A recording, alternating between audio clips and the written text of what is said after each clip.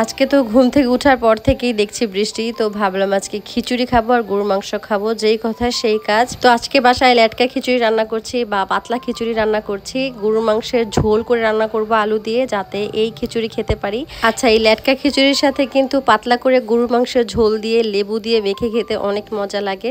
আমার কিন্তু খিচুড়ি রান্না করা শেষ, এখন আমি গরুর মাংসটা কষাবো। ও আরেকটা কথা তো আপনাদেরকে বলতে ভুলেই গিয়েছি, আজকে 31শে আগস্ট আমার ম্যারেজ অ্যানিভার্সারি, আমার বিয়ের 7 বছর আজকে পূর্ণ হলো। আর সেই খুশিতে কিন্তু আজকে সন্ধ্যায় বাসায় একটা কেকও কেটেছি। আর যদি ভুনা খিচুড়ি আর গরুর মাংস হয় তাহলে তো মন্দ না। ম্যারেজ অ্যানিভার্সারি হলে কি হবে, আশিক তো বেলজিয়ামে, আমি এসে পড়েছি বাংলাদেশে। বাট এখন তো আর অন্য কোনো ওয়ে নাই সেলিব্রেট করার মতো। বাংলাদেশে হয়তো বা যদি আশিক থাকতো বা আমি যদি বেলজিয়ামে থাকতাম তাহলে আমরা দুইজনে একসাথে সেলিব্রেট করতাম। আর আমি যখন বেলজিয়াম যাইনি, যখন বাংলাদেশে ছিলাম, তখন আশিক বেলজিয়ামে ছিল।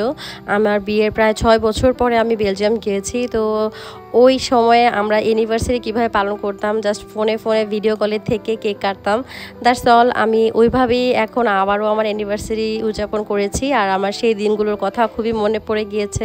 আগে কিভাবে ম্যারেজ অ্যানিভার্সারি উদযাপন করতাম, সেম ওয়েতে এখন আবার করতে হচ্ছে। তো রান্নাবান্নার তো ওইভাবে প্রিপারেশন ছিল না, বৃষ্টি পড়ছে দেখি খিচুড়ি আর মাংস রান্না করেছি একসাথে প্লেটে নিয়ে। এখন আমি খাওয়া দাওয়া করবো। আমরা বাসার সবাই খাওয়া দাওয়া করে সন্ধ্যাবেলা কেক কাটবো একটা, আশিককে ভিডিও কলে রেখে।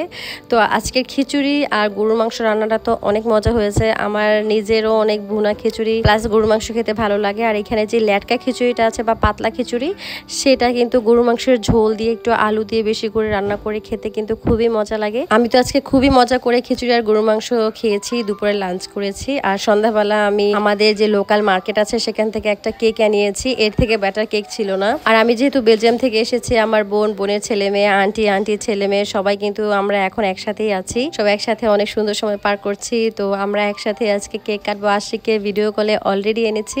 আশিক তো একদমই ভাবেনি, ও হঠাৎ করে সারপ্রাইজ পেয়েছে যে আমি কেক কাটবো, বা ওই আগের দিনগুলোর মতো আমি যে আবার ওকে ভিডিও কলে রেখে কেক কাটবো, কখনো এটা চিন্তাও করেনি। আর আমি জানি না আপনাদের হাজবেন্ডরা কেমন, আমার হাজবেন্ড তো সব স্পেশাল ডেটগুলো ভুলে যায়। আমার এই জিনিসগুলো খুবই বিরক্ত লাগে, বাট আমি ওকে এতবার বলেছি, ও মনে রাখতেই পারে না।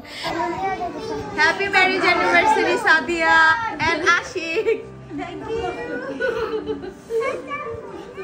আমার বোন তো আশিককে আর আমাকে অ্যানিভার্সারি উইশ করছিল, তো আমি তো অনেক বেশি খুশি হয়েছি। ওরা আমাকে গিফটও করেছে অনেক কিছু।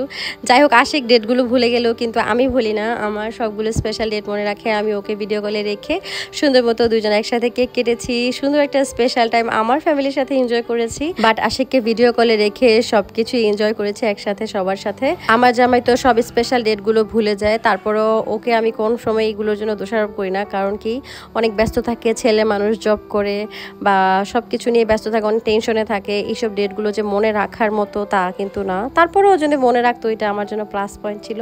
বাট ও মনে রাখে না, আমি মাইন্ড করি না।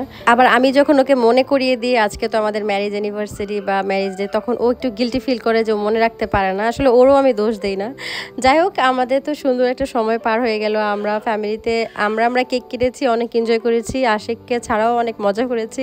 আর বাসায় সবাই খিচুড়ি গরুর মাংস একসাথে খেয়েছি। আর আমি তো বাংলাদেশে এসে অনেক সুন্দর সময় পার করছি আমার ফ্যামিলির সাথে, প্লাস বোনদের সাথে ঘোরাফেরা, সব কিছু নিয়ে অনেক ব্যস্ত আছি।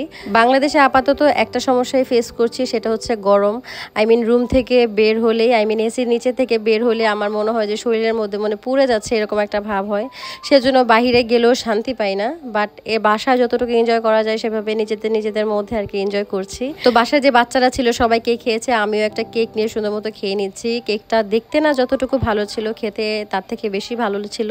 আচ্ছা, আমার খাওয়া দেখলে মানুষ মনে করবে আমি না কত খাই। বিশ্বাস করবেন, সারাদিন পরে এই বিকেলবেলা 4টা বাজে যে আমি খিচুড়ি আর একটু মাংস খেয়েছি। যাই হোক, এই হচ্ছে আপনাদের আরিশার জন্য সবাই দোয়া করবেন, আমার ফ্যামিলির জন্য সবাই দোয়া করবেন, আমার আর আমার হাজব্যান্ডের জন্য দোয়া করবেন, যেন আমরা সবসময় সুখে থাকতে পারি, এইভাবেই ভালো থাকতে পারি। আজকের ভিডিও এখানে শেষ করছি। আল্লাহ হাফেজ।